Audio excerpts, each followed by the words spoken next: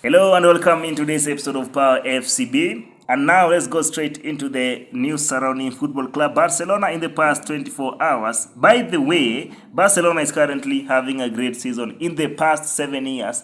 Of course, this season under the new coach Hansi Flick. Statistically, Barcelona have lost 3 matches so far. Not quite a true reflection of how Barca plays because currently the world views Barcelona as the best team in the world so far, alongside Liverpool, who have lost 1 match only this season. That was 1-0 lost to Nottingham Forest in the Premier League. But remember, Hansi Flick is trying and testing all the players. Sometimes he can get it wrong, sometimes he can get it right. Unlike Slot, despite having a new, despite being a new manager, of course, for Liverpool, just like Flick for Barcelona, Slot is using the same or almost equal the same players Klopp had in his project before, and it worked, by the way. Barca is, on the other hand, trying a bunch of young players, and Flick is doing a fantastic work despite the 3 losses this season. That was against Osasuna in La Liga. He was trying something new against Monaco and against Real Sociedad recently, just before the international break. Barcelona's game of play have been working fantastic because this season Barca has been more direct in terms of plays going forward. Then they have increased the number of goals they score. My goodness, our front 3, consisting of Lamine Yamal, Robert Lewandowski and Rafinha, they are reminding us of the Messi, Suarez, Neymar combination. I mean, sorry for those who never witnessed the MSN miracle. My goodness, those people were very, very good. And numbers don't lie. By the way, just remember, numbers don't lie. Whatever the numbers that Lamine Yamal, Lewandowski and Rafinha are displaying, it's fantastic. It's superb. Now, let's jump straight into the news. By the way, currently, Lamine Yamal and Robert Lewandowski are all injured. Oh my goodness. Lewandowski will definitely return in the next match, will be against Getafe right after the international break, while Lamine Yamal will return or will wait until December. My goodness. Remember that Barcelona have lost the 2 matches when Lamine Yamal never started. And that was that was against Osasuna away, of course, and Real Sociedad away, and we both lost. We lost 4-2, but Lamine Yamal came in the second half and he scored the second goal, by the way, and that was fantastic. Let's see what will happen. I'm not sure. I don't think it's a Lamine Yamal FC the way people claim on social media. I think it was just not our day because there are games that we had Lamine Yamal and we didn't play very well. It's a new project. We are trying new things, and sometimes they will not work until we get the best. Of course, we almost know our best lineup, but we must try everyone. We must incorporate those coming from injury. We must incorporate new plays in between matches, and wow, just wow. Mundo Deportivo and Sport are all reporting that Barcelona want to go big in the next transfer window, with President Juan Laporta eyeing a big move or a big signing. Barcelona's new billion deal with Nike grants Barcelona a signing bonus of 167 million euros. Of course, Barcelona have done a very big billion deal that's gonna be distributed over the years. I mean, it's over 10 years. Not sure about it, but the signing bonus could play a bigger role in the FFP, that's the financial fair play that's very strict in La Liga for the next summer, and this will enable Barcelona go big. The signing bonus is around 167 million. On the names that are reportedly eyed by President Laporta himself, of course, number 1 is Erling Haaland, and number 2 is Rafa, and another one is Victor Yores.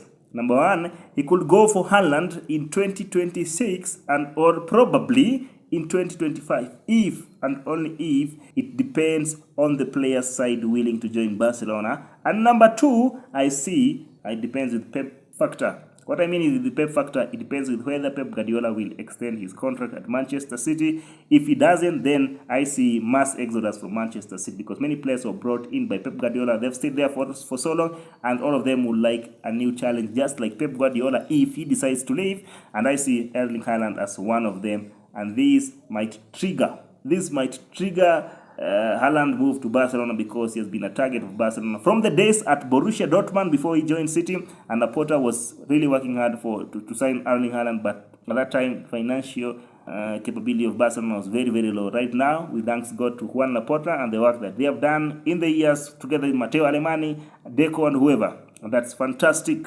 That's fantastic. And now, the second option is Rafa Leao. By the way, who last week, Fabrizio Romano reported that Rafa Leao is willing to join Barcelona and would be willing to sign for Barca. And currently, Leao is having a serious problems with AC Milan coaching staff. And this could be a catalyst to trigger Leao's move to Barcelona this coming summer, in case Barcelona calls him. We all know how much Leao loves Barcelona. And if Fabrizio Romano reports this, then there must be a chemistry between Barcelona behind the scene and Rafa Leao. The scouting people are doing a good job. Leao is currently rated around 70 to 90 million euros. Let's see whether AC Milan will allow Leao leave for Barcelona, and let's see whether Barcelona will go big for Rafa Leao. I mean, if Haaland deal doesn't happen, because football is very, very uncertain. It's very, very uncertain. If this doesn't happen, then I see Leao joining Barcelona this coming summer. I mean, Laporta will have to go big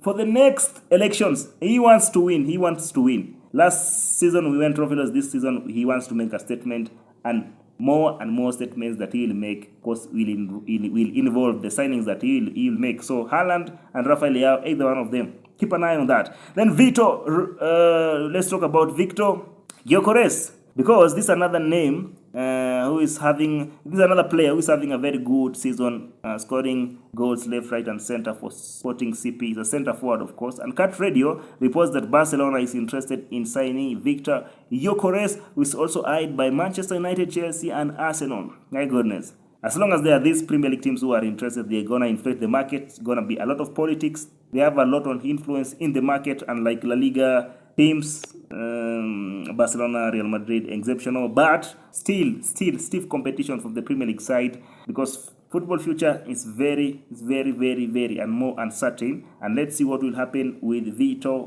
Yores. Ruben Amorim left Sporting CP for Manchester United, and there have been many speculation of whether Yores will leave Sporting CP and join Ruben Amorim at Manchester United. There have been reports about Chelsea being interested, Arsenal, and now Barcelona. Now, they are both showing their interest, but still, the player is not even considering moving out of Sporting CP. No agreement whatsoever with the agents or with the players' camp or whoever.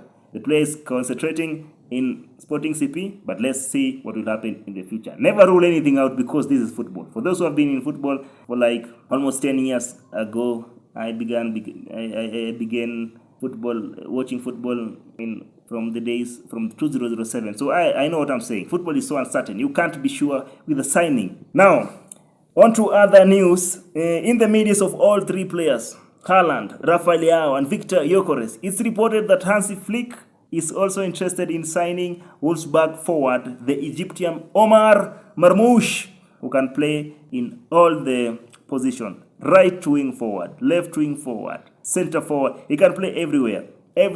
So the reason why I trust so much Hansi Flick, when I heard about Omar Marmoush, I heard about Omar Marmoush almost a year ago, but right now it has catched my attention. Why is Hansi Flick interested in Omar Marmoush? Now, when I went on YouTube, I saw Omar Marmoush. My goodness, just here on YouTube, check out Omar Marmoush. That player is fantastic. It's something else. It's so good. I mean, he reminds me of Neymar. The way he takes players one-on-one, I think, oh my goodness. If I am Laporta, before I go for these big names, I'll go, first of all, for Omar Marmoush, this Egyptian guy, because he's so good. He's that good. He's so good, Omar Marmoush. I mean, it reminds me of Neymar. The way he plays. Maybe Haaland, Yores, they are better than him in terms of scoring goals as center forward, but this guy's energy and at the left side or right side is so good. It's so good. It's so fantastic. Just imagine if Rafinha gets injured right now or Lamine Yamal gets injured right now. It's like practically our season is over, because our success this season has been influenced a lot by the forward line. So you can't replace Rafinha with Ferran Torres, because Ferran Torres will never reach the levels of Rafinha. You can't replace him with Pau Victor. They are good, but not at the level that Rafinha, Leoa, and Yamal are. So I'll probably go for this guy Omar Marmoush, who is so good, very talented. By the way, he's among the top scorers in the Bundesliga this season. He's a left winger. My goodness. If I am Laporta all the time, I'll go. This guy, by this, is costing around 40 to 45 million euros in the market value. So if we negotiate, we can get maybe cheaper. El Nacional came out with a banger of a report stating that Rodri is not likely to extend his current deal at Manchester City that will end in the summer of 2026 or 2027, rather, I'm not sure about it. But since Real Madrid and Barcelona have been interested in Rodri before, Rodri himself will prefer playing for Barcelona than Real Madrid, of course, because of many factors. Number one factor is the Ballon d'Or saga. I mean, Rodri won the Ballon d'Or, but Madrid, of course, boycotted because of this award that Rodri won. They all expected Vinicius to win it. They believed Vini should win it, but they boycotted it because Rodri won it, and that, of course, creates tension and rift between the two parties, the Rodri's camp and, of course, Real Madrid. And number two, Rodri again was an Atletico Madrid player before, so because of the loyalty he had for Atletico, I don't think he can go to Real Madrid. And again, the Pep factor, I've said it even with the Erling Haaland case. In case Pep Guardiola leaves Manchester City, I repeat, in case, I see a lot of players leaving. Players like Bernardo Silva, who have stayed there for a very long time. Maybe Kevin De Bruyne will leave to Saudi, maybe. And I see if Barcelona show really interest in Rodri, he has stayed there for a while. He, of course, leave, and he'll want to succeed in his homeland, Spain, La Liga. And, of course, it's Barcelona. It's Barcelona. There have been reports that Andreas Christensen is rumored to leave Barcelona either on January or in the summer of 2025. This guy has been having Achilles injury, of which enabled Barcelona to deregister him in the La Liga salary cap and register Dani Olmo, and Christensen is now currently in the market. It's not in the Hansi Flick's plan, and Flick prefers to sign Jonathan Tah for free next summer so as to replace this position of Andreas Christensen. My goodness.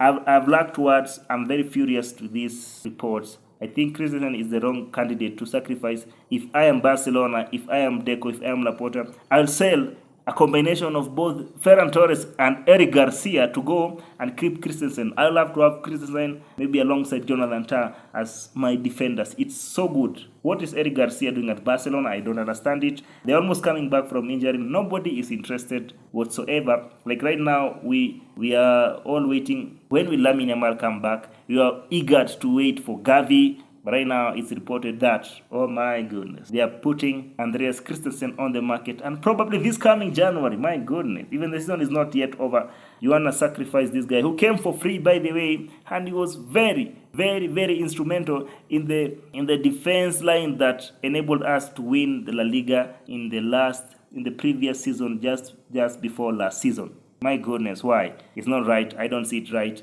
Potting wise, it's not even adding up. Keeping Eric Garcia and selling Andreas Christensen. It's not adding up. Fabrizio Romano reports that both Ronald Araujo and Pedri are set to sign new contracts with Barcelona in the coming days.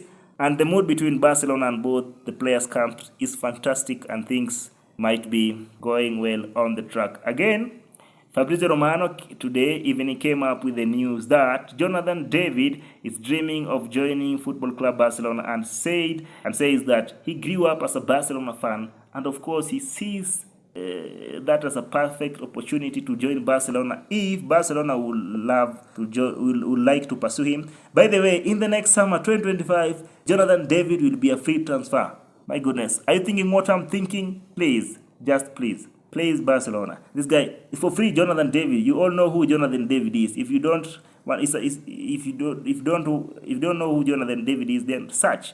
And he's playing for Lille. He's displaying good numbers as a center forward. My goodness, just my goodness. Up to that point, I come to the end of this episode of Power SB. I'd like to answer your questions. Who do you go in the next summer if you want a Porter? Erling Haaland, Rafa, Leoa, or Victor Yores? I personally will go for Omar Marmoush, alongside whoever, be it Erling Haaland, Rafa, Leoa, or Victor Yores. And again, if there'll be a problem with Haaland, Rafa, Leoa, or Victor Yores, take Jonathan David for free first of all. Take him for free first of all. Sign a pre-contract agreement in January. My goodness. Up to that point, I come to the end of today's episode of Power FCB. Give a like, by the way, down below, and subscribe if you haven't yet subscribed. Power FCB. Visca Barça, Visca Catalunya.